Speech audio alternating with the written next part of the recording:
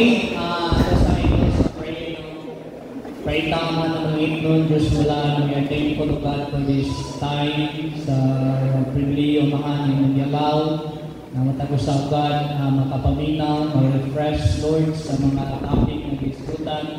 At the same time, Lord, sa time, we spend time in prayer, sa among mission, sa among family, o bisan, Lord, sa mga pastors na nagsakripisyo, to reach out to the people who was lost. So, salamat kamahan sa imong grasya. Ngayon, napita kamahan, unsa ka importante ang prayer sa among kinabuhi. O, salamat kamahan nga ikaw, Diyos. Naghimo nini kagayunan o among gi-pray God, bisan pag Lord sa padayon na discussion karon nga ikaw, Diyos, mga panalangin, susan sa pagdala sa mga seminar. Paday ka Diyos sa panalangin, among ibalik ka nimo ang dugong himaya at pasalamat at sa ngalan ni Jesus. Amen. Okay, for this time, no, para ma-ready ta, manindog ta atong tungdig galaw-galaw. No, sa Tagalog pa. Okay, left and right na ka. Right? No, right. Okay, smooth. Okay. Okay, sa left man, right? Left, sa inyong left. Okay, so Leo. Para dili makatog. Oy.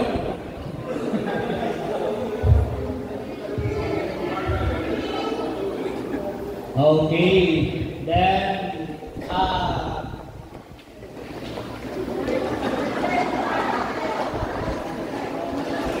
Martin. And okay, para hindi maiyas.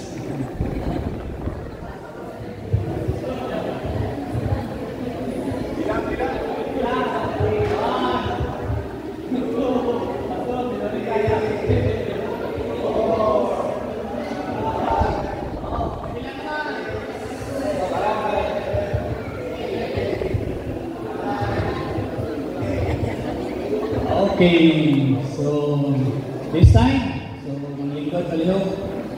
So ating prepare ko kasi pasasama. Sige. Medyo shift tayong topic, pero very relevant din sa ating times. Nakakain ba lahat ng pansit at manok? May natirang bulat doon, pinira ko na yung bulat. Kasi paborito ko yung bulat din eh. Bira naman ako makakain na. One of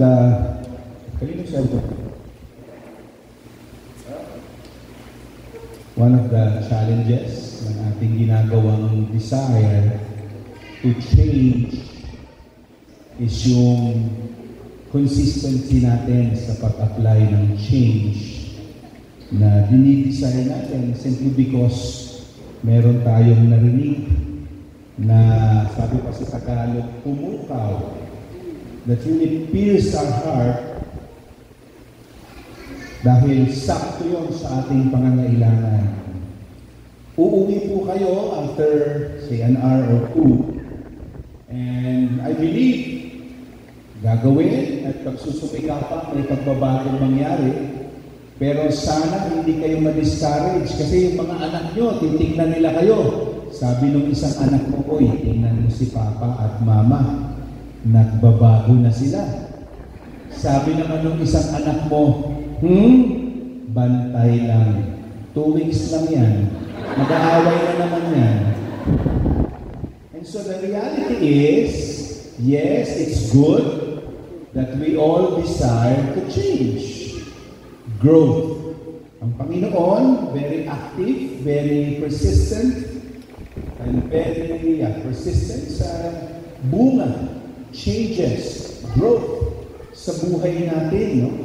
Bilang Kristohano, and I believe kasama rin yun ang pagiging mga asawa natin. Pero sa desire ng pagbabago, we must realize that on our own, hindi natin kaya. Talaga. If there's one thing na, kumbaga, if you're going to list, if I'm going to list yung priorities ng mga bagay na gusto kong mag-improve talaga, patience. Patience. And ang gagawin ni Lord, whenever we pray for patience, katulad ko, ilalagay niya tayo sa sitwasyon na ma-exercise natin ang patience. Tama o tama? Tama. Agree na lang kayo para makauwi na tayo. Hindi, joke lang. Di ba? Patience. Pero ngayon, nais kong idugtong yung ating mga pinag-usapan sa katotohanan that we need God's help. We need God's help. Sabi rito, wala na akong PowerPoint, di mag-connect. Kasi di ko na-save sa PowerPoint, nasa keynote kasi ito pag-Apple. So anyway, sabi rito, pakinggan nyo na lang, are you willing to ask God to help you to be a better father, to be a better husband, to be a better wife, to be a better mother? I think kailangan natin lahat ng humility to daily, every day, to ask God for help.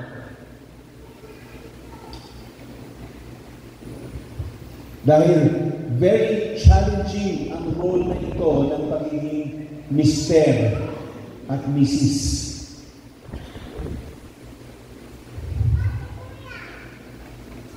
Bakit ba mahirap humingi ng tulong kung minsan?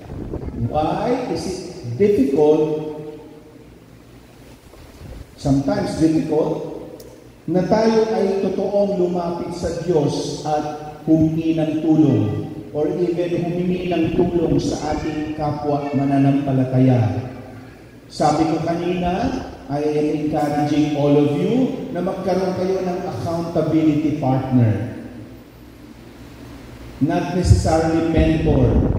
Kung estudyante ka, siguro yung mas matanda sa'yo. Kung may asawa ka, siguro yung either kaedad mo o pareho kayong matagal na mag-asawa o yung mas matagal sa iyo. Pero ang katotohanan, mahirap humingi ng tulong. Why?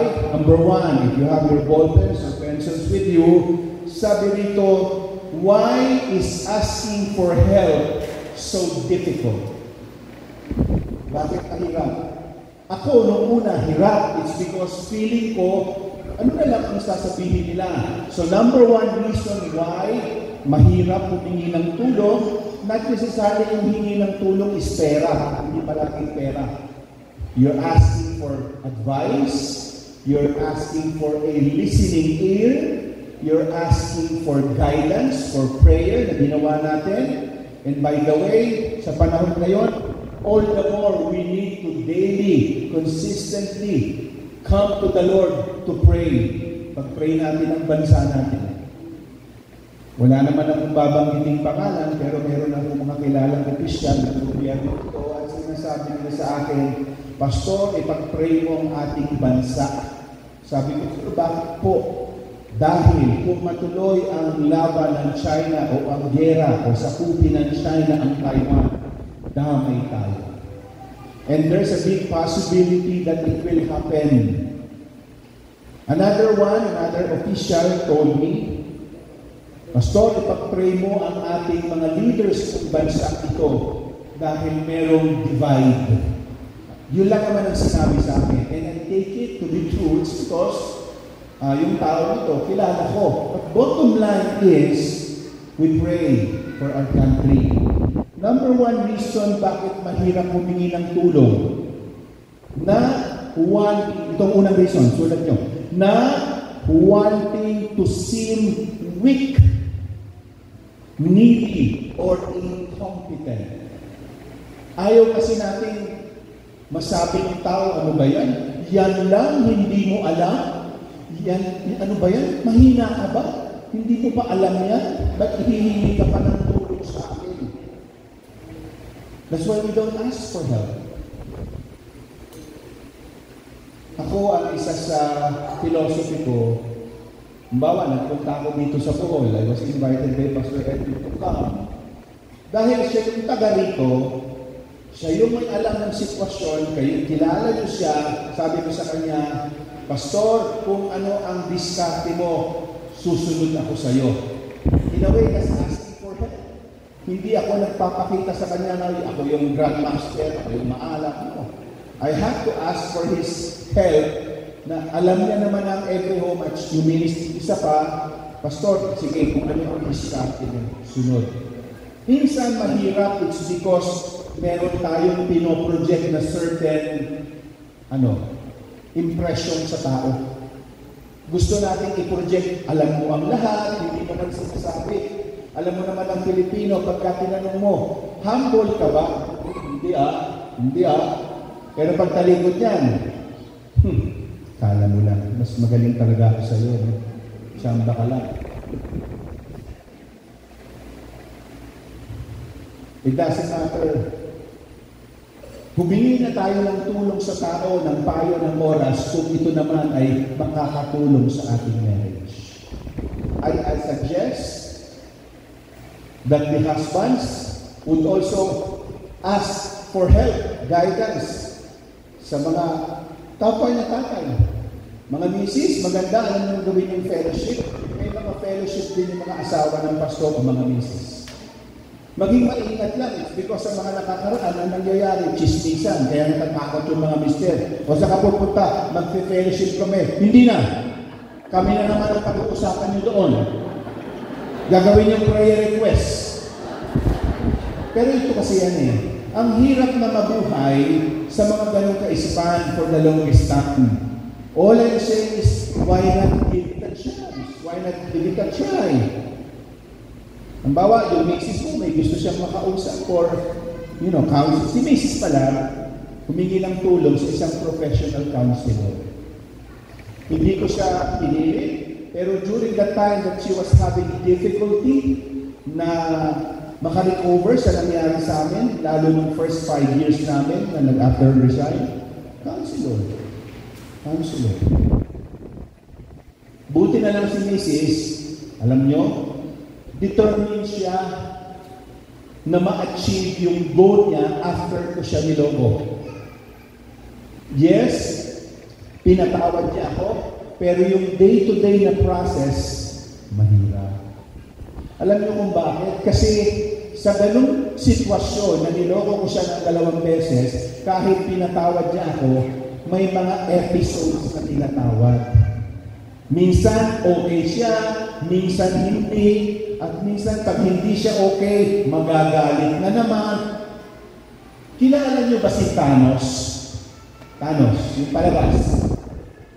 Marvel ba yan? Marvel sir, no? Yung Thanos, Captain Marvel, yung character na yon, meron siyang malaking kamay at maraming mga bato, diamante. Yung misis ko, ako 6 feet tall. I used to play basketball, pero hindi naman professional, pero enjoy ko yung basketball, volleyball, basketball, ping-pong, and badminton, gano'n. Yung misis ko, 5'2". Pero nung mga panahon, pag may episodes siya, pero say episodes, pag may episodes yung misis ko, ibig sabihin, naaalala niya yung mga nangyari, yung kamay niya na pang 5'2", pagpalapit na sa pisngi ko, parang nagiging Thanos, sir. And inaalaw ko lang siya. Hindi ko pwede sabihin, oy, mali yan. Submit to your husband. Wala sa lugar yun. But I allow my wife to express that anger and I validate that emotion. Hindi naman palagi at hindi yung tumagalit. Pero dahil may goal ang misis ko, ano yun? To fix our marriage. She was willing to ask for help sa isang professional counselor. Backtrack ako ng konti at tatanungin ko kayo ngayon. Ano po ang goal ninyo sa inyong marriage? Siyempre, pag pasal-pal ko kami, talagang mag-enjoy kami sa araw-araw ng aming labing-labing. But more than the honeymoon stage, ulitin ko, ano ang inyong goals, vision sa inyong marriage? Mahalaga yun. Kahit na kayo'y married na for 50 years, 60 years, kung meron man, kasi may nakita akong senior, dapat meron pa rin. At yung goal at vision na yun, hindi nandito. Kasi siyempre alam ko naman, nandito naman yan sa aking hypothalamus, sa isip ko. Hindi. You write it down.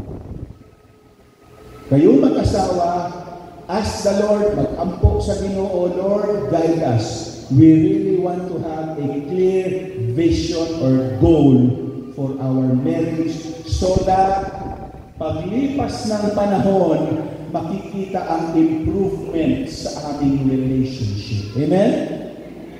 So every day, every step of the way, yung action mo, yung dinadaluhan mong seminar, yung binabasa mo, yung sinasamahan mong tao, ay ano? Lahat ng yung decision mo is geared toward the accomplishment ng goal niyong mag-asawa. Naintindihan po natin. May goal ka, may vision that in 5 years, 10 years time, ito ang gusto kong maging estado, sitwasyon, kondisyon ng aming marriage. Good. Second, ano ba yung mga dapat namin gawing mag-asawa para ma-achieve namin yung goal namin sa aming marriage? Ulitin ko, may goal ka, pagdating doon 5 years, 10 years. Ibig sabihin, magiging wise. Ano ba sa Bisaya ng wise? Maalam. Paalam? Paalam. Kala ko babayan sa akin. So, dahan-dahanan natin ha. Meron tayong goal. Okay? Hihingin mo sa Panginoon. Mag-uusap kayong mag-asawa. You will agree on the goal sa inyong marriage. Kahit simple lang. Dahil may klaro na ang goal. Okay? So ngayon, sa bawat desisyon na gagawin, dalo tayo sa seminar na ito. Sweetheart. Step number 1. Hey.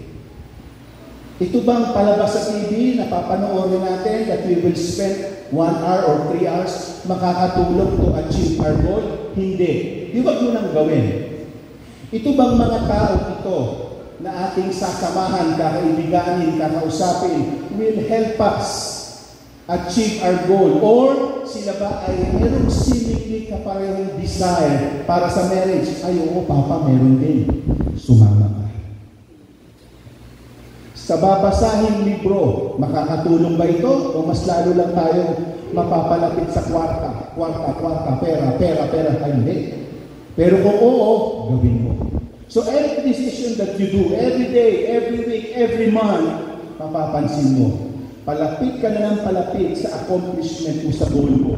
Ibig sabihin, hindi mo sinayang ang oras mo sa kung ano-ano lang na mga bagay-bagay. Wise ka na. Kaalam.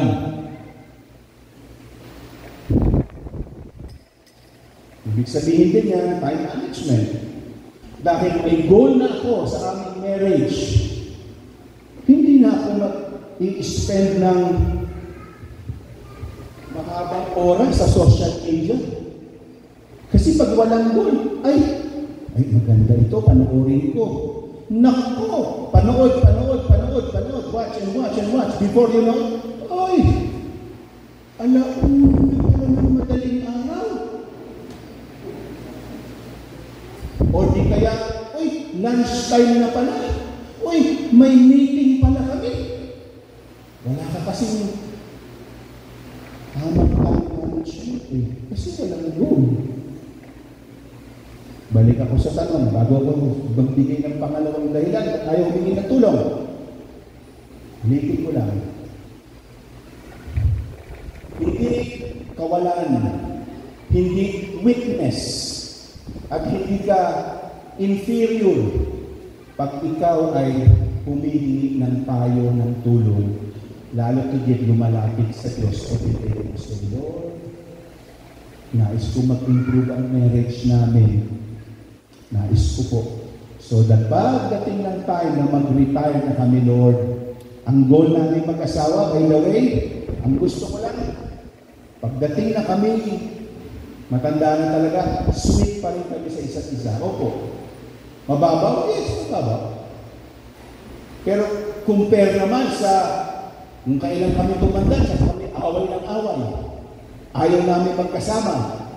Inisan, tampuhan. Gusto ko mas payapa. Ang love language ko, touch. Si Mrs. ang love language niya, she feel love whenever I spend time with my wife. Ako touch. Ibig sabihin, gusto ko na umaangla si Mrs. sa braso ko. Hinahawakan niya ako sa baywang o hinahawakan niya ang kamay ko habang naglalakad kami. Tanong, alam ba ninyo ang inyong love language? Bigyan ko po kayo ng 3 minutes. Tanungin po ninyo ang inyong asawa, Mr. Mrs. ano yung love language. By the way, ulitin ko lang ba kayo hindi pamilya ng lahat. Ang love language ay may mga Mrs., may mga Mr., ramdam na ramdam nilang love sila pagka may time sa kanila, pag palaging pinupuri, word of affirmation, may regalo, ano pa, acts of service. Ibig sabihin, uy, love na love talaga ako ni Sam kasi palagi siyang naglalaba. Totoo, acts of service. And then panglima, ano pa isa?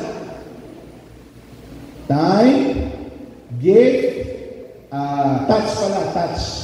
Yung iba namang misis, love na love sila, nararamdaman nilang love na love sila ng mister nila pag palagi silang tinatouch ng misis, ng mister nila.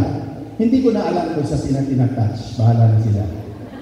Pero yung touch, pwede namang yung ginawa ko sa kanila, bye. So mag-usap kayo. Kaya lang, hindi pala mag-asawa lahat. Ano? Anyway, sa mag-asawa na magkatabi, sigurado tanungin mo siya, anong love language mo? Isa lang ha, isa lang. Tapos tatawag ako na magsasalita ha. Tatayo kayo, sasabihin nyo. Time, word of affirmation, acts of service, gift, at saka touch. Oh. Walang mahihiya. Ay kung gusto nyo pareho ng touch, hindi mag-touching kayo. Wala. Oh, honest. Sige. 2 minutes pa. Kailangan pa ng time.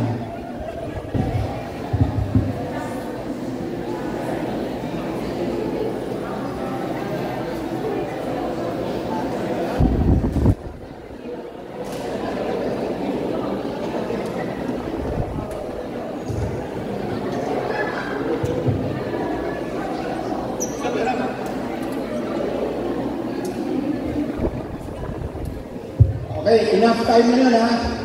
Sino rito yung mag-asawa pa lang for less than 3 years? Less than 3 years pa lang kayo mag-asawa. Taas ang kamay. Wala? Ayun. Nick, grabe naman, nahiya ka agad. Taas ang kamay. 3 years below pa lang mag-asawa. Okay.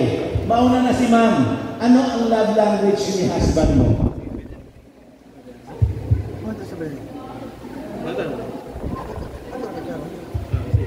Ano sabi niya? Parang wala. O ikaw, ano ang love language mo? Time. So alam mo yun, sir, na time ang gusto niya. Ikaw, anong gusto mong ginagawa ng misis mo na nararamdaman mong mahal na mahal ka niya? Touch, ulitin ko ha? Touch, time, confirmation, gifts, and acts of service. Ano? Acts of service. Ayaw mo ng touch. Huwag mo siyang touch. Kayo po, si Ma, ano sabi niya? Ano gusto niya? Siya. Ano sinabi niya sa'yo, yung acts of service niya? 5 talaga. Ay, grabe na. Narinig niyo? 5. Sige, granting 5. Pero sigurado, equal yun. May top of the list. Ano yun? Time. So gusto mo, pag si Ter, extend ng time sa'yo. Kahit, hindi issue yung gagawin, basta may time, nandyan siya. Sir, ikaw, ano ang gusto mong after service mo? Anong gusto mong gagawin sa'yo? Nililinis yung office? O sige, then ano pa? Specific. O yun, is go. Coffee, ginagawa ka ng coffee. Okay. Appreciation din. Okay. Sige. Good. That is klaro. Klaro. Less 3 years below sila. Meron pa ba ditong 3 years pa lang mag-asawa? Pababa. 4 years pababa. Taas ang kamay. Ayun. Thank you. Tama ang mali. Ma'am, ikaw, how do you feel love? Anong gusto mong ginagawa sa iyo ng mister mo? Touch. Saan ka ta-touch? And then, yes, sir. Gusto mo tinatouch ka? Yes, po, like every public or anywhere. Acts of service. Yes. Thank you, ha. Okay, hindi ka nakakahiya. Touch. Gano'ng kadalas ka ita-touch? Maya. Every second. Ayun. Mas sa public, so Okay lang. I feel in love every time. Yes. Sige, thank you, ha. Thank you. Sige. Sir, ikaw. Act of service, dahil siya mo handle sa mga gawaing bahay. Gawaing bahay. Thank you.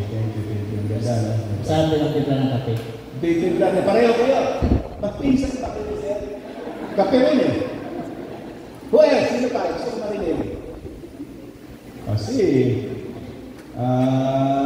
hindi naman ito. Sir, kayo po. Ano ang happy binary?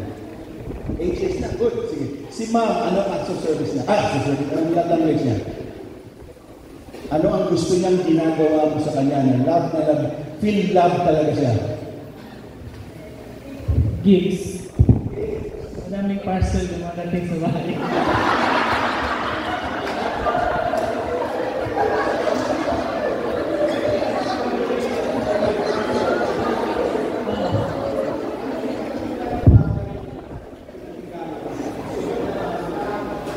Ewan ko kung ano madating. Pero pwede rin sa bata, pwede sa kanya, pwede sa amin. Nakikita siya masaya. Tsaka masaya lang ito.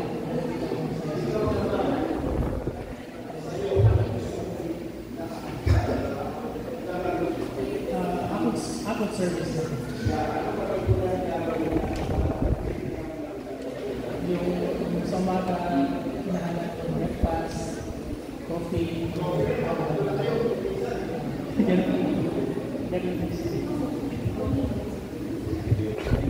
Meron pa ba?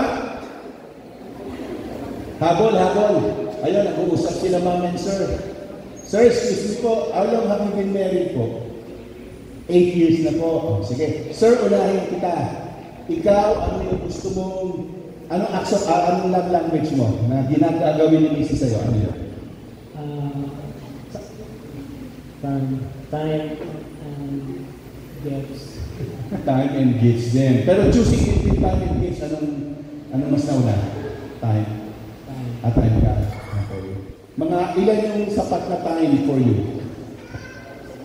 1 hour, 2 hours, 3 hours? 24 hours? Basta time. Ma'am, ikaw. Thank you. Ma'am, ikaw.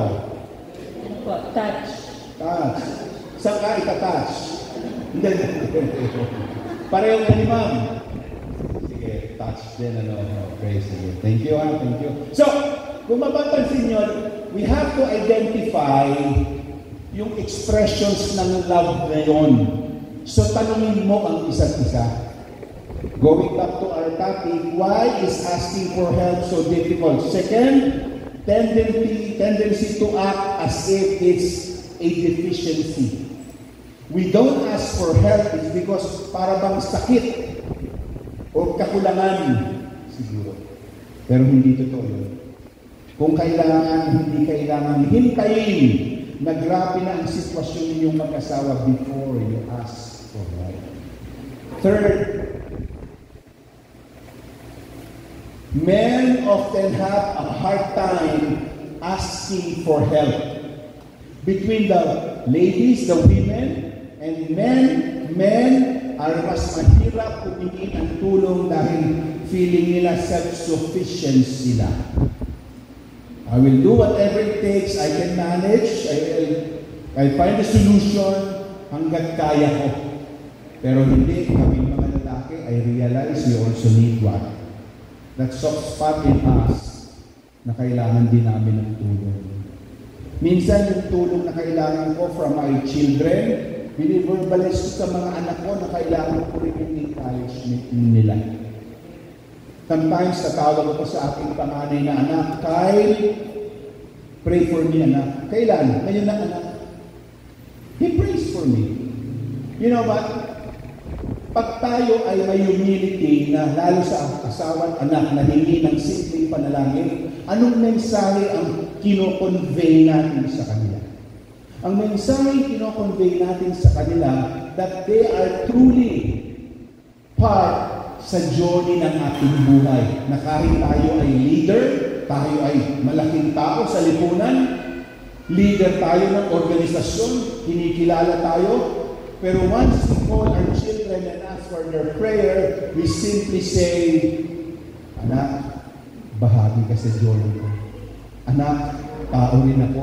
Anak, I value your help. Na si Papa ang tawag sa akin, hindi niya alam ang lahat. Hindi niya kaya ang lahat. Meron din akong vulnerability na tinatawag. Hindi katulad ng araw, lumaki ako sa tatay ko na para bang lahat dapat alam niya. At least yun ang pinoproject niya. Pero natutunan ko, ang goal ko kasi, tumibay ako sa relationship ko sa mga anak ko. That's why I do it. May goal ako sa marriage namin. So gagawin ko ang lahat para tumibay yung marriage namin. And one of those moves, actions, is to ask for help. If you ask for help, kaya hindi humingi ng tulong kasi if you ask for help, you will be surrendering all control. Wow. So control pala ito. Na parang gusto mo, ikaw palagi ang masusunod.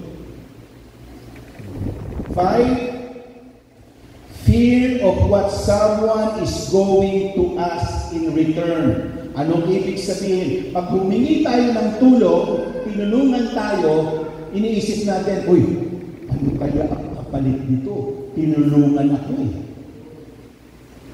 Grabe naman yun.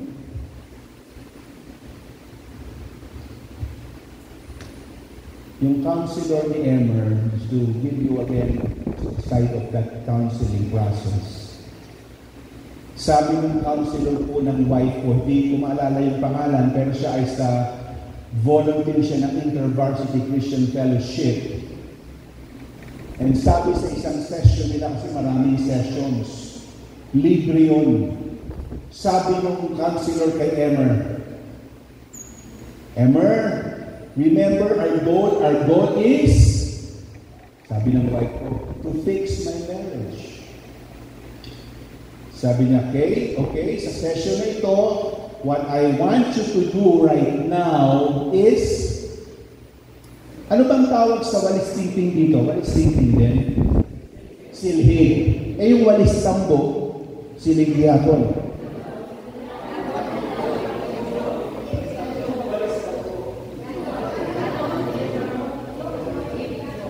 Joke. Sorry, bigyan ko ha. O basta. So yung walis tingting, sabi ng counselor, imagine yung walis tingting, yung walis tambo. Di ba isa-isa yun na pieces, stick, na kinahali mo, walis tingting. Okay. So sabi niya, imagine mo yun. Oo, na walis tingting. Alisin mo doon yung mga kasalanan ni Sam. Each stick, each tingting represent a sin. So, isipin mo na lahat ng sin na ginawa ni Mr. mo at alisin mo. Imagination lang. Walis tingting. Pag inalis mo, may matitira pa ba? Okay? Kuha niya, wala natin. May matitira pa ba? Sabi ng misis ko, marami pa po. Marami pa po. Naisip ko na lang po ng kasalanan ng asawa ko, pero may natira pa rin. And she remembered, sabi niya, ang mister ko ay ganito, ganyan, ganyan. At isa sa mga bagay na gusto ng misis ko, pinagluluto ko siya, pinaglalaba, palengke, plancha. Hindi dahil Andres Bisaya ko, because during that time, yun ang kanyang love language.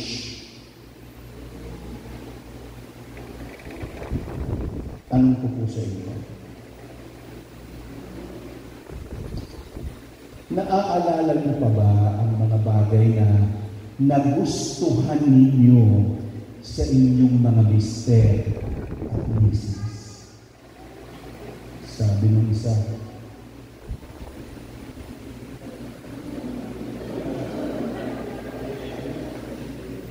magandang tanong ba yun?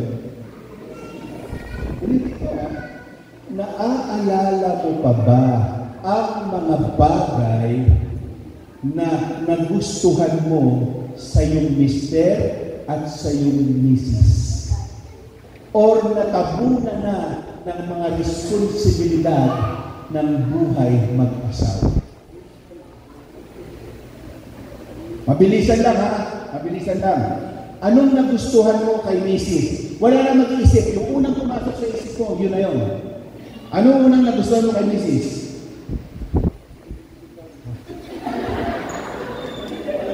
Babalikan kita. Babalikan kita. Sir, anong nagustuhan mo kay misis mo? Mabait.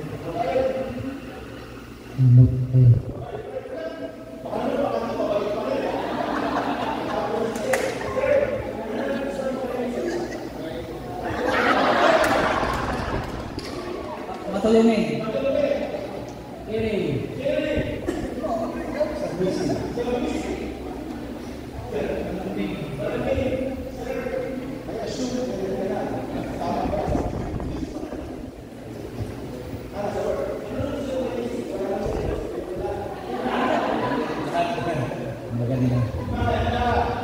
Okay, mga misis, anong nagustuhan niyo po sa inyong mister?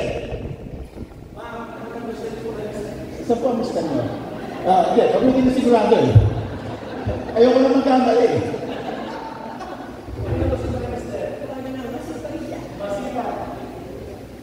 Ma'am, ayoko kayo. Ano gusto mo kay mister? Mabait. Mabait kayo, magpipinsan din kayo ito. Ma'am, Masipag. masipag. Good provider. Good provider. Magaling mag-preach sa bahay. Magaling mag-preach sa bahay. Ma'am. Aside sa gwapo,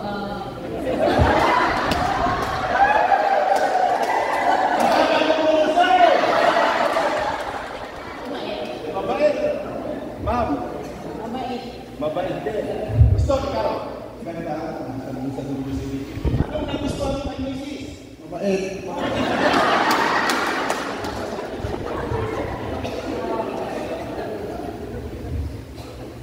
Ako ang nagustuhan ko kay misis talaga. To be honest, si Alin.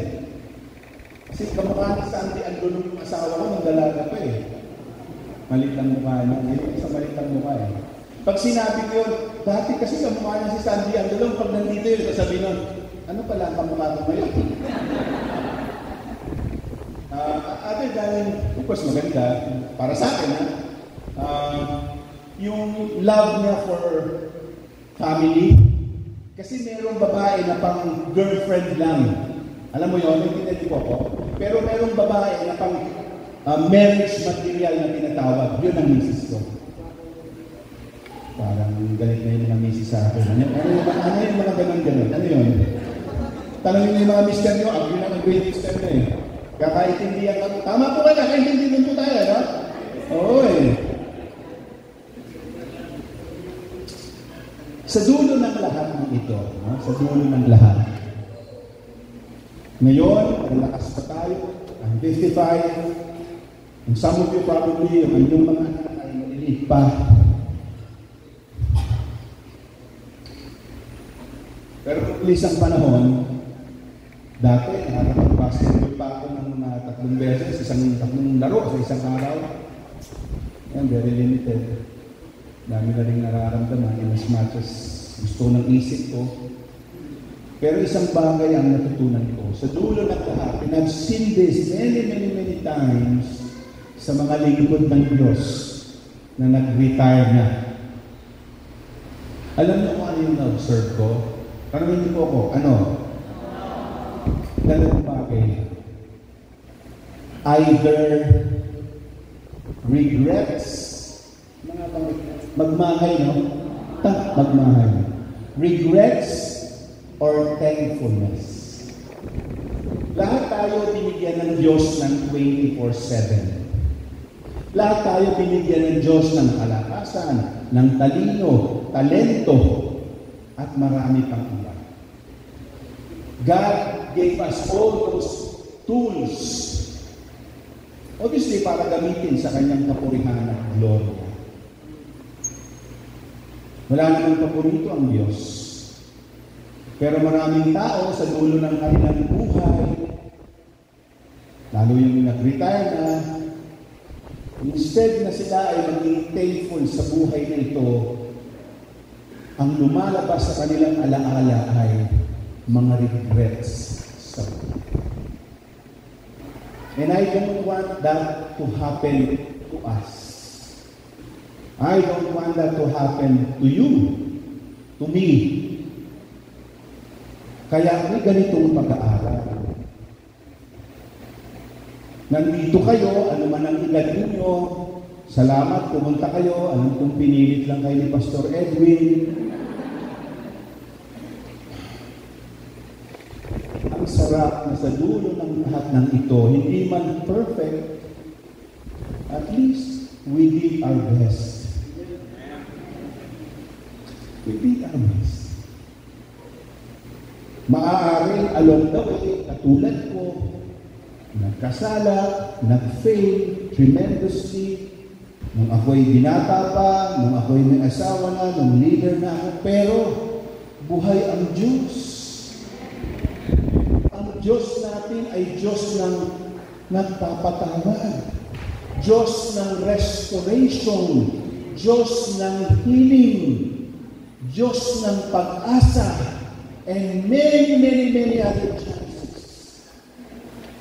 Kaya itong pag-aaral para at least malimitahan, hindi man masiro, ang pain natin sa journey ng buhay mag-asawa. Nabanggit ko kanina at babanggitin ko po ulit, wala na tayong magagawa, hindi ko pa kayo natawag, Para nagpipray kayo na lumampas ako ito palagi. Ito yung tingin sa ang tatanong ito yung dambuhalang ito mamaya, nagbantay ka.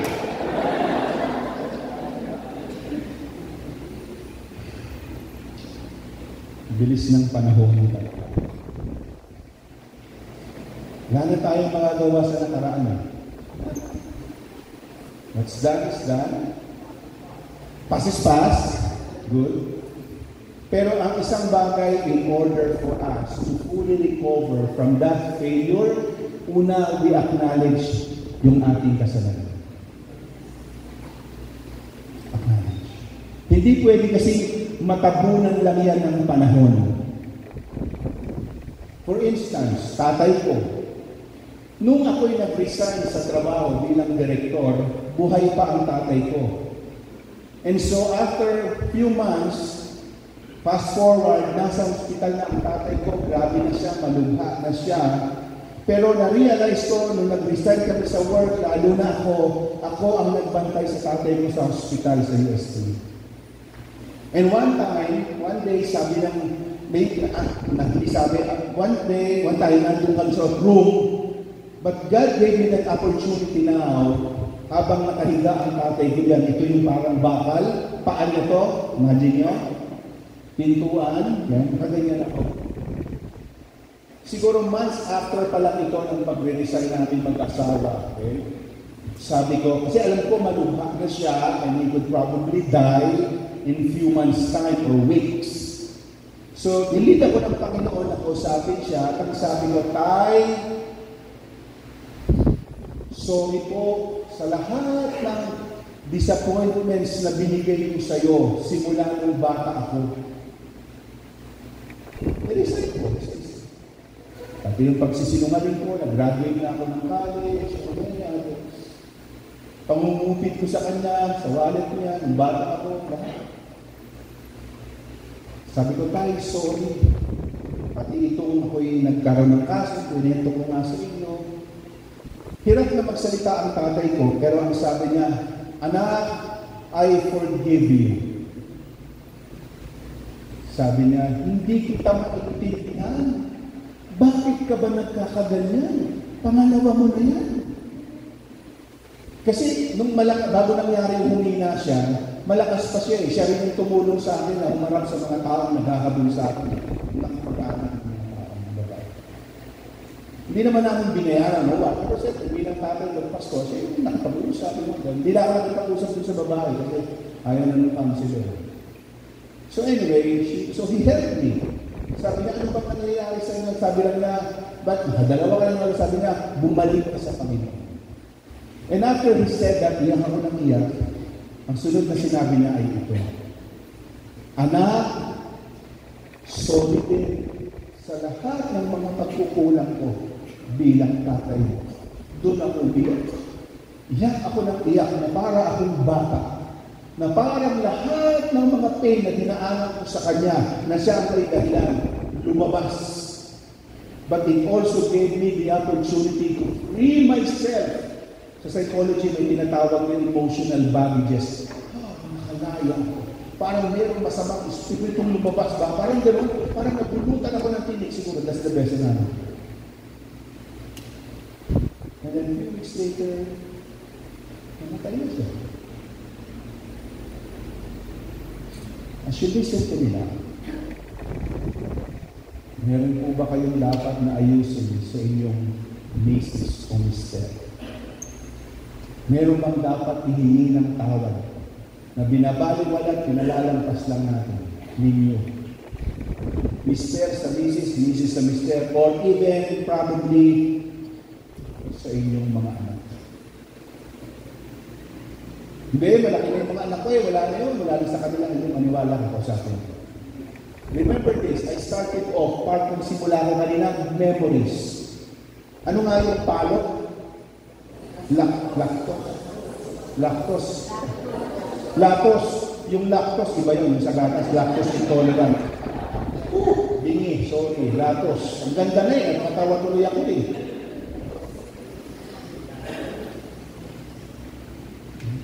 Today is the best opportunity. The Lord is reminding all of us. Hindi tayo pwedeng magpatuloy sa buhay na ito ng pamilya, mag-asawa, hanggat hindi natin klinaklaro at hinihingi ng tawad. Doon lang. Hindi natin hinihingi ng tawad o hindi tayo nag-release ng totoong pagpapatawad sa ating mahal sa buhay. Hindi na kailangan ng detalye. You simply say, Mama, sweetheart, Papa, anak, I admit, nagkamali ako, nagkasala ako. Hindi na ako makikidepende ng sarili ko. I'm not gonna just justify. I'm not gonna reason out. But I simply am asking for your forgiveness. Anak, forgive me. Kung hindi niyo pa po yung ginawa, saliksikin niyo ang puso niyo, perhaps meron sa nakaraan. So that habang tumatanda kayo, sa inyong pagtanda, hindi regrets, kundi thankfulness that you are finally happy on this burden. Sabi ng isang paborito kong quotation, don't expect a different result if you keep on doing the same thing over and over again. Meron tayong mga minanang style ng ating parents. Kung maayos at tama, ituloy mo. Pero kung i-evaluate mo, mali yung tatay mo at nanay mo, ngayong malaki ka na, hindi mo kung gayahin, mag-iba ka ng pamamaraan. Yun ang sinasabi. Don't expect na merong pagbabago pangyayari kung ang paraan mo, ang diskarte mo, ay yun at yun pa rin. No? That's why meron ganito. Ini-educate. We learn for the betterment ng relasyon. I praise God. Namatay si tatay, ngayon maluwag sa aking damdamin.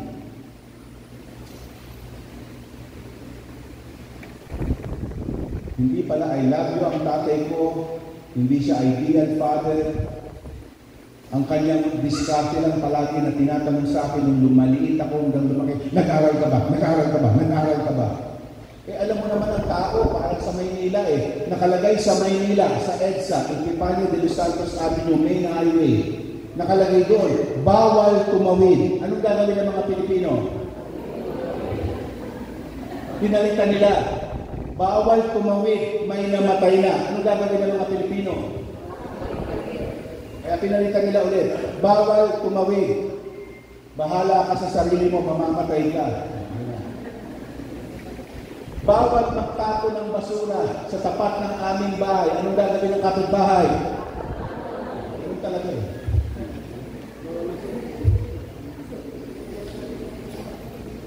Pero sa hapon ito, papaba na ako. Wala na ako ituturo iba pa. Pababa na ako. Pero isang bagay lang. Ang kailangan mag-usap kayo, masinsina ng misis mo, ng mga anak mo, gawin niyo po. Remember, yung sikreto kong binigay sa inyo, pakainin niyo muna. Ay, joke yun, maniwala kayo. Bumili ka ng kung may budget, bili ka ng, kung kumakain kayo ng baboy, o ano man, kasi paborito ko, o kare-kare, nagluluto ko, so kare-kare. O ano man, kung tola, manok, o isda, supi. Pero I suggest, even before na mag-uusap kayo as a family, pray. That is spiritual battle ito. Ayaw ang kaaway ng ating marriages ay naaayos, umaayos, tumitibay. Kaya palagi ang kaaway, bato ng mga kung ano-ano para guluhin ang marriage nyo. Lalo kung pogi, pa naman yung mister mo. Alam mo man, pag nagpogi ang mister mo gapo, dapat yung kapit mo talagang matindi. Hindi, joke lang. Kung may ballpen kayo, pencil, pakisulat nyo ito. May assignment ako sa inyo. 3 tanong na pag-uusapan yung mag-asawa. Mamayang gabi o itong linggong ito. Yun ang patagalin. Unang tanong, bakit natalo si Winnie Revillame? Ano? Sa tawa niyo, parang hindi na kailangan pag-usapan, no? Unang tanong. So, kakain kayo, you pray, you're the leader of the family, you pray for that day, for that time. Second, kumain kayo ng maayos, i-arrange ko. Sa Thursday, mag-uusap tayo, ha? Mama, tatay, anak. So, arrange, may appointment, para walang dahilan.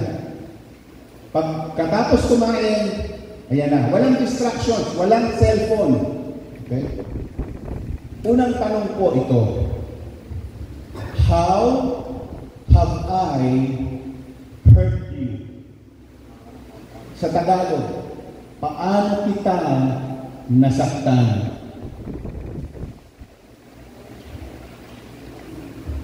How have I hurt you?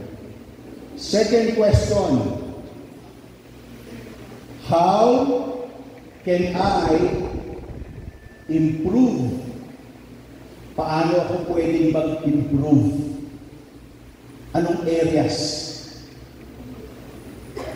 And then last question, will you forgive me?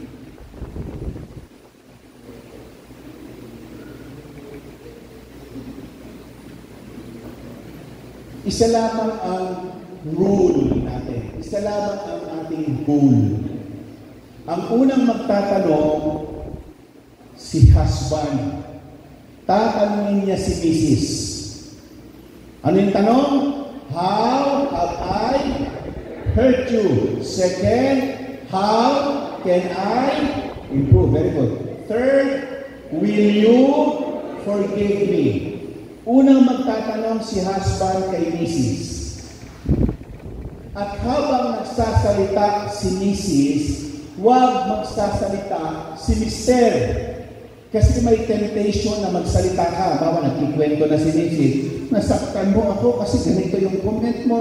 Huwag ka magsasabi, alam mo, kaya naman ko nasabi yun kasi ikaw ang may kasalanan. Sinabi ko na sa'yo huwag mong gawin. Ngayon, nasaktan ka pa lang.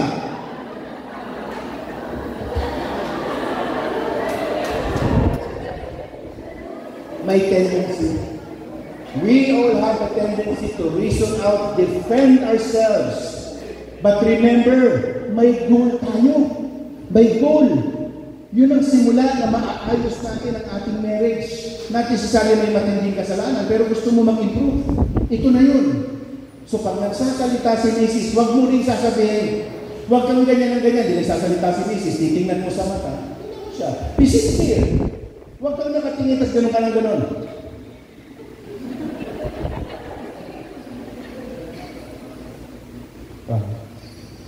Umiyak, bigyan mo ng tissue. Tumagal ng 1 oras, ayaan mo siya. Huwag kang gano'n.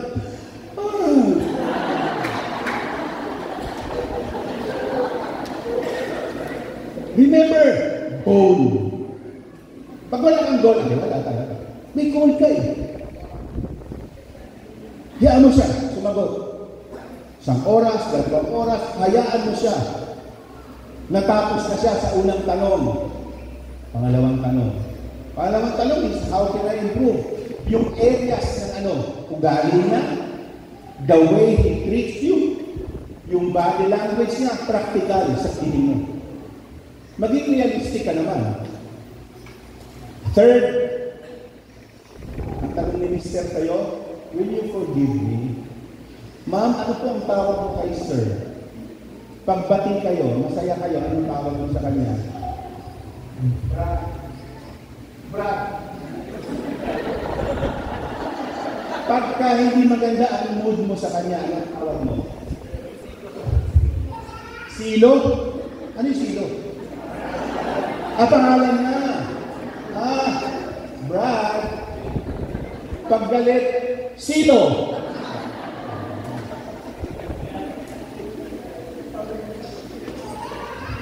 How have I hurt you?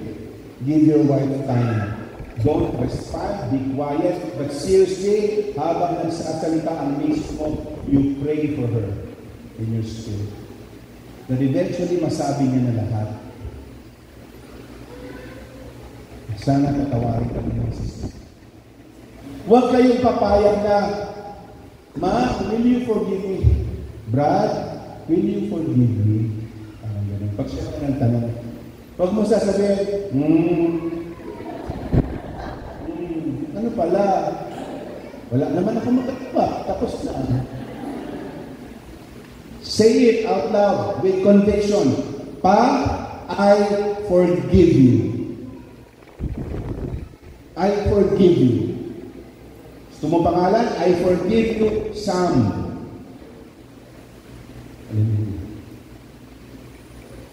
Pag natapos na yon, you close that session in prayer. If you feel na gusto mong ituloy, pwede rin naman the following day, depende sa oras, then after dinner, hapon. Pero kung may time pa, si Mrs. naman ang magtatanong, Brad, how have I hurt you? Sabihin naman ni Brad, mabuti naman na tanong ka.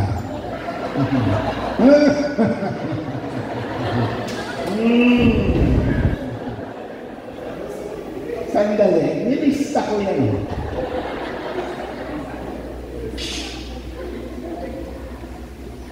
Huwag kang sasagot dahil gusto mong gumante. Pagkakataon ko na ito, ang dami mong sinabi, ha? Same thing. Seriously. Hindi sasagot si Mrs., titingin sa mata si Mrs., attentive siya, sincere siya, and then she will release forgiveness. He will release forgiveness. Close the session, pray. Next time, pray na ang mga anak naman ninyo ang kakausapin ninyo. Challenging. Lalo na medyo malaki na. So pray for each one of your children. Kahit maliit, may alam lang tama mali. Alam na yun. Kausapin mo. Of course, ang approach yun, base sa edad. Pero suggest kausapin mo rin mga anak mo. Lalo yung malalaki. Ano na naman yan? Kasi nagdalo-dalo ka pa sa mga seminar na yan, ano? Sabi ko na eh. Ang mga epekto ng mga seminar na yan eh. Kaya mo lang, tiisin mo. Para sa Panginoon to.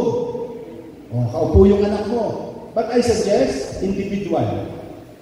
Kung ang edad ay elementary to college, working, individual yung sa ating magkasama. Nung tinanong ko si Bunso, nangyari ito sa isang couples retreat ng CCF sa Batangas. That was our first time to encounter this ganitong setup. Tinanong namin si Praise. Tinanong ko, sabi ko, anak, how have I hurt you? How can I improve? Will you forgive me? Iyak na iyak siya. Akala ko okay kami. Akala ko talaga okay kami ng pamilya kasi matagal naman na yung mga issues ko. Parang masaya naman kami. Ngayon pa rin pala. And Praise was simply crying and crying and crying and sharing. Nasaktan mo ako. Alam niyo kung ano yung top quote of the list? My tone of voice. Parang palagi kang galit. Hindi ko maintindihan. Mataas ang boses mo.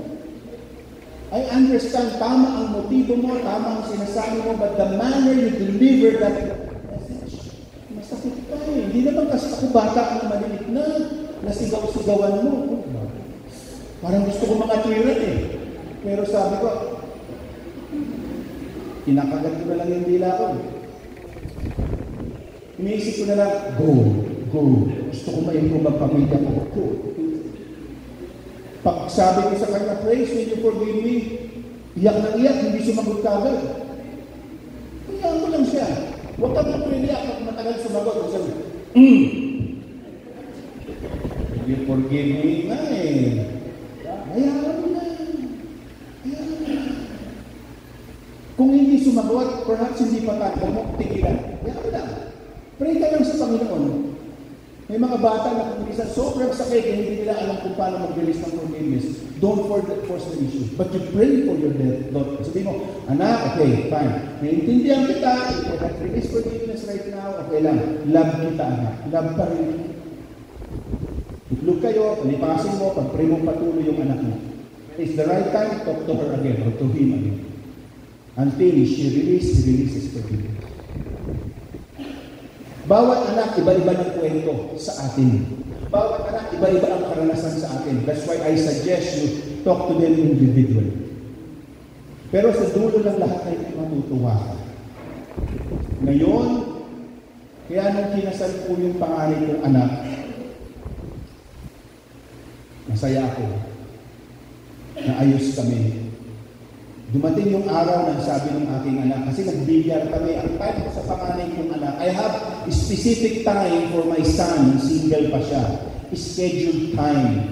Busy po kasi kami. Kaya ang ginagawa namin sa aming whiteboard sa bahay, nakaschedule yung lakad sa probinsya, Bohol, Iloilo, etc. Meeting, gano'n, abroad. So nakalagay doon, halimbawa, May 25, time with Kyle, 3 hours yun. Bilyar, kain, usap. Yun ang amin. Si Praise, May 27, 2 hours, kape-kape. Kung anong gusto ng bata, mahalaga may schedule time. Kasi gusto ko ipakita sa kanila, may schedule ako ng pagpunta sa Bohol, Iloilo, etc. Importante sa akin yun. Yung pangalan nito dapat nandun din. Kasi mahalaga sila sa akin. So dumating yung time, after namin maglaro ng bilyar, kumain ng usap, nasa kotse ko sabi niya, Pa, magpapaalam na ako sa iyo, I'm going to propose to Christine. I have the intention of marrying her. Sa dami na sinabi ko sa kanya, ito yung naalala ko. Sabi ko, Kyle, you have my blessing, pero gusto kong maging klaro. Meron ka ba sa puso mo na mga hurts na ako ang cause? Kasi ayoko ko na mag-aasawa ka, na dadalhin mo ang mga hurts ni papa mo, ni mama mo sa'yo sa pag-aasawa mo. Gusto ko magsimula ka ng malinis. Nakatingin si Carl sa manobela na ganyan at nag-isip-isip. Sabi niya, pa, wala na po. I'm okay. And I cried and I cried and I thanked the Lord. So nung kinasal siya, 50 lang ang guest sa Tagaytay. Anyway, nung honoring of the parents na, yun ang isa sa part na gusto ko pag may kinakasal. Uso ba dito sa buhay yung honoring of the parents? Ganda ng pastor, no? So tumayo na si Kyle, sabi ni pastor po, okay, it's now time for you to honor your parents. Tumayo si Kyle, at tayo kami, sabi niya, pa, salamat sa mga pangaral, salamat sa mga galit, salamat sa lahat, mabuti ang Diyos. Iyak na iyak si Kyle. Marami tayong dadaan ng paghihirap, pagsubok sa pera, kalusugan, sa relasyon niyo ni Mama, pero mabuti ang Diyos. Puro mabuti ang Diyos sa binitawan ng bata. Hindi sa pagmamayabang, gusto ko lang makita niyo kung gaano mabuti ang Diyos sa amin. Volunteer work po ako, volunteer lang po ako since 2010. Before, okay, director na. Pero, dumaan din kami sa financial crisis na na-realize ko ang sayote, alam niyo sayote yung gulay? Nakaka-high pala yan. Subukan niyo, 2 linggo, puro sayote. Sinabawan, tinorta, prinito, nilaga sa seminary. Unti-unti, in-improve ng Panginoon ang aming finances. Nasal lang aming anak, wala kami, hindi sila humingin sa aming mag-asawa. Si Kyle and girlfriend, fiancé, ang gumastos. Mahal na pala ngayon, $250,000. 50. Libre pa yung venue. Pero mahal yung setup, etc. Anyway, kaya ko sinabi yung price is because kung ba binabalikan ni Kyle yung kwento ng aming pamilya, hindi mo maiisip na possible. Kasi nga, mahirap eh. Pero ito lang ang alam ko, nung nag-resign kami sa work sa Saudi Arabia, neteg ang misis ko, sa restaurant ako, maayos ang aming pera, but the Lord led us to resign from work. 96, nag-decide kami iniwan ng work para bumalik sa Pilipinas, ministry na kami. Aral, ministry, church planting, marami pang iba. 2025 na yun. Hindi naman siguro akong mukhang pinapayaan ng Diyos. Sa kusina pa, no? Bro. Tapat ang Diyos.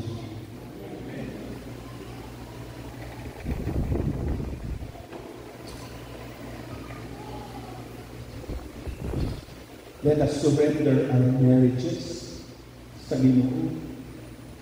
Let's do everything para sa glory ng Panginoon sa ating marriage.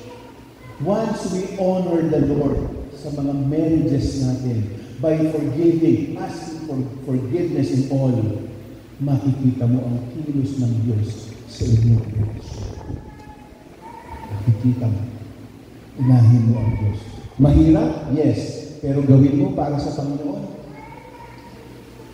Kaya yung kasal ng aming anak, patunay lamang. Alam mo ang aming life verse? Isa sa life verse? Matthew 6:33. For God so loved the world. Tinitesting ko lang. Seek ye first the kingdom of God and righteousness, and all these things shall be given added to you. Kaya ako ngayon, nakakatayo sa inyong harapan sa grasya ng Ginoo. Kung saan-saan ko ako nakakarating. To share the good news, magbigay ng mga libreng balasahon para sa mga churches, mag-conduct ng seminars. Itong year na ito, ang panalangin ko sa Panginoon, Lord, kami at ang pamilya ko, we are at your disposal. So last March, pumunta kami sa Australia, conduct ng seminar sa Sydney.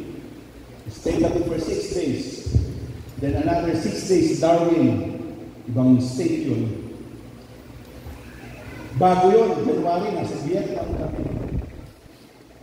Talking about our marriage, our life. Sinong bida? Never mind na malaman mo na may ganun pala akong kwento. Ganun eh. Pero gusto kong bigyan kayo dito buhay ng Diyos. Ipapatawad, magre-restore, at sa Kanya, meron talagang bright future para sa bawat pamilya. Talunan na ang demonyo. Talunan na.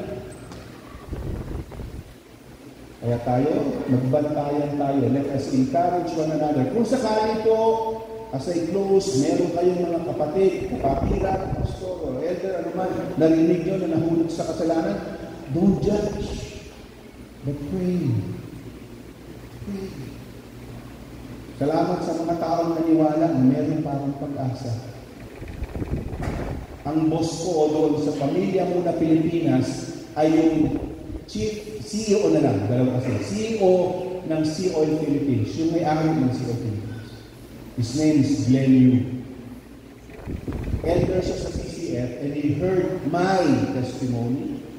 Nag-testimony rin si Emma, nag-testify at narinig nila. And so, kinuha nila kami na mag-handle ng isang department. Ito na nga, yung seminar sa mga pastor at sa mga sa church. Volunteer work. I don't receive any money salary, but I do volunteer work. Dahil gusto kong maging reminder po kami sa inyo. May natutunan po ba kayo sa maghapon ito?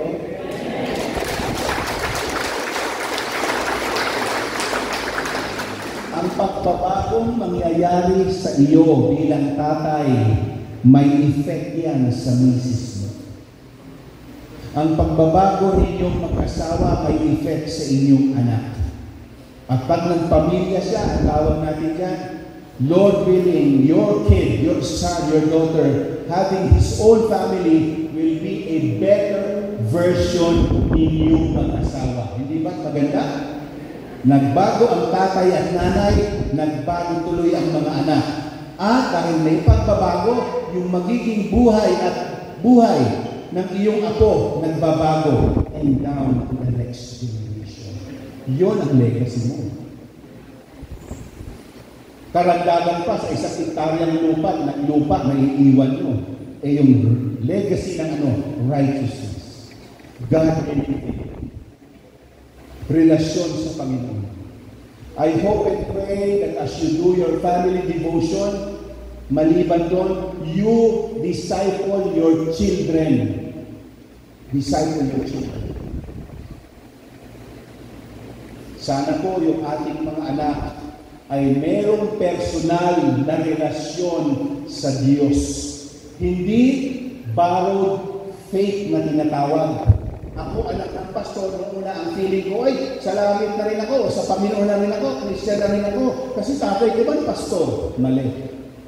But what we want, and you pray for your children, na mismong sila ay isurrender nila ang buhay nila sa Diyos.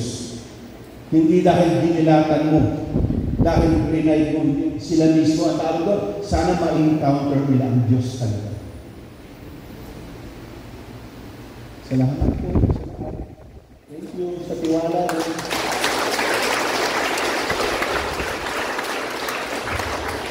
Lord willing, babalik ako o team ko at pupunta doon. Sino ba yung pastor? Felix? Maganda. Ay! O si pastor, salamin. Felix. Gindulman. So ang idea, pag magkausap kami ni Pastor Edwin, magbigay ako ng link, hopefully, isang seminar dito, isang seminar sa inyo na gusto para hindi sayang yung eroplano. Hindi man ako makapangako na ako ang babalik, pero sigurado may babalik, makasalanan din yun na ginagawa ko. Hindi lang ako nagkasala, marami. Then, magpapait yung mga yun. No? Sige po, kayong lahat ay tumayo. Awitin natin yung, before, dito ba to close in prayer, awitin po natin yung pambansang awitin na kay buti-buti mo. Alam niyo ba ito?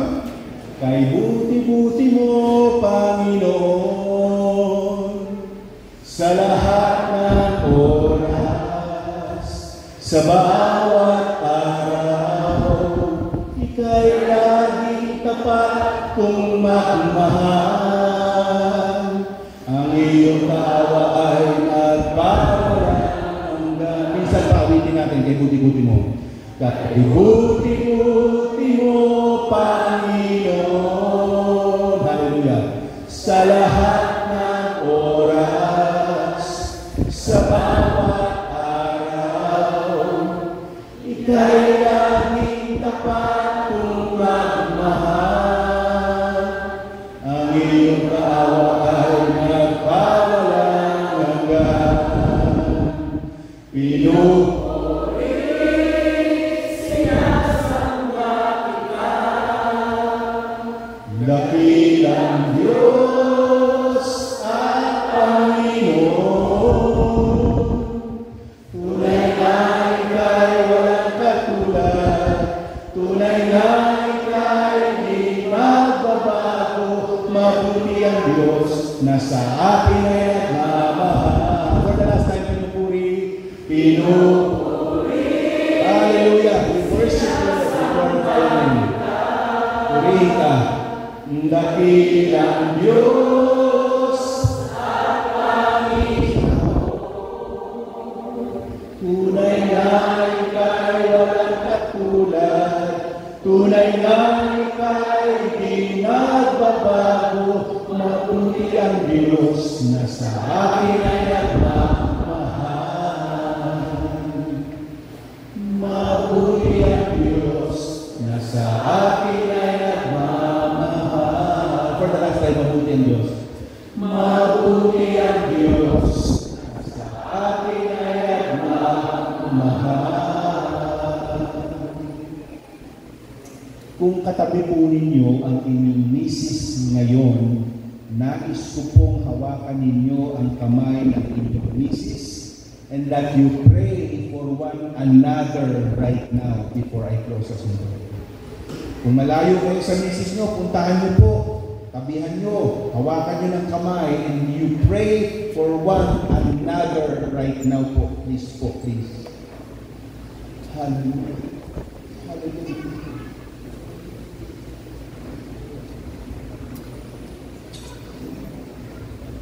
Pray for your husband. Pray for your wife. Kung may single po rito, you pray for your parents. You pray for your family. Sige po.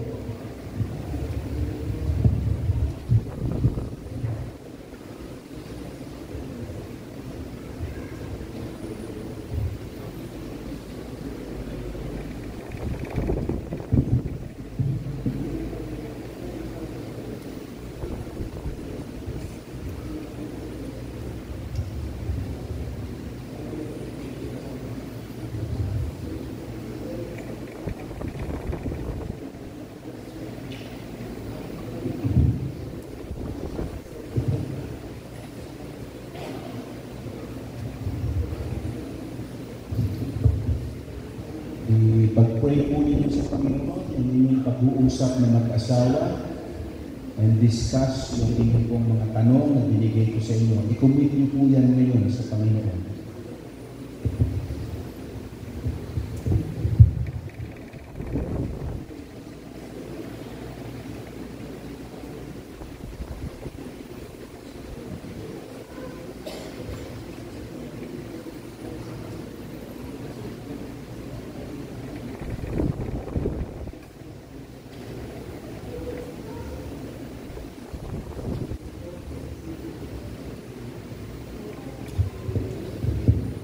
Kung tapos na po ninyong ipag-pray ang isa't isa ng mag-asawa, may I request you to pray for your children right now. Name them one by one. Pray for them right now. Pray for your children.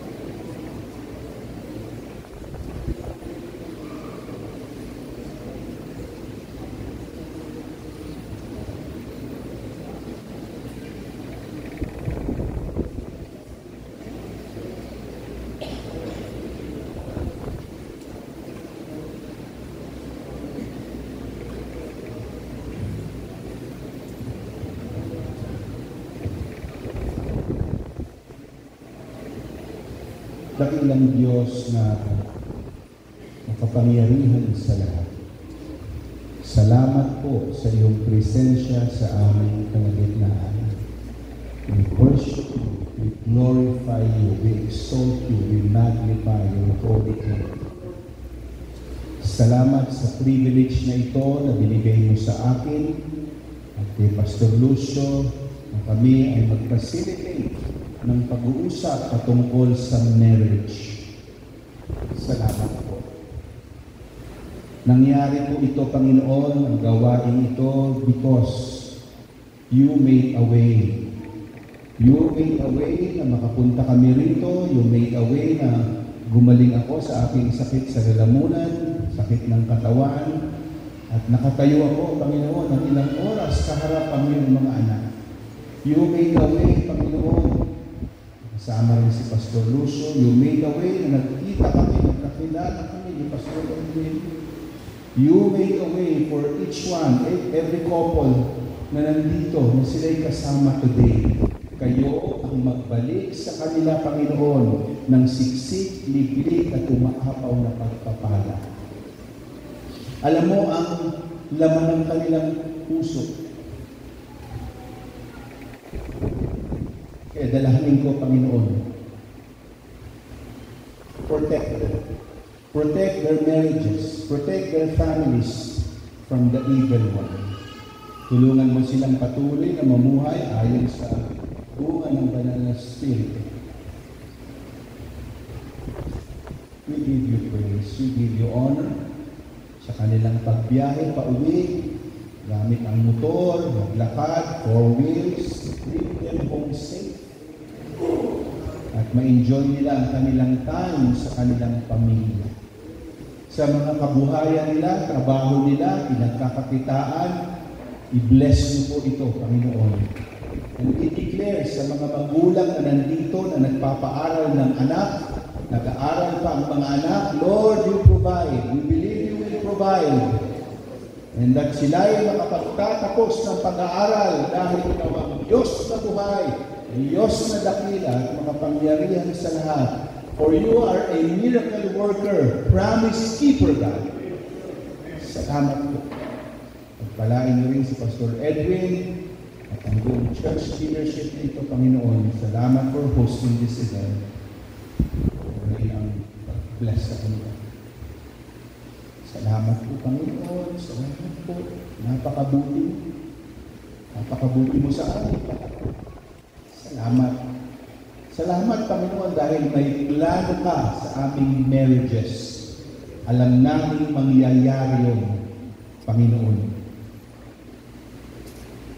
Ito po ang aming dalangin sa pangalan ng Jesus. Amen. Palakpakan po natin ang Panginoon. Magandang hapon po. I turn over the mic to Pastor Edwin habang niyayakap niya ang misis niya. Okay po, upo muna tayo.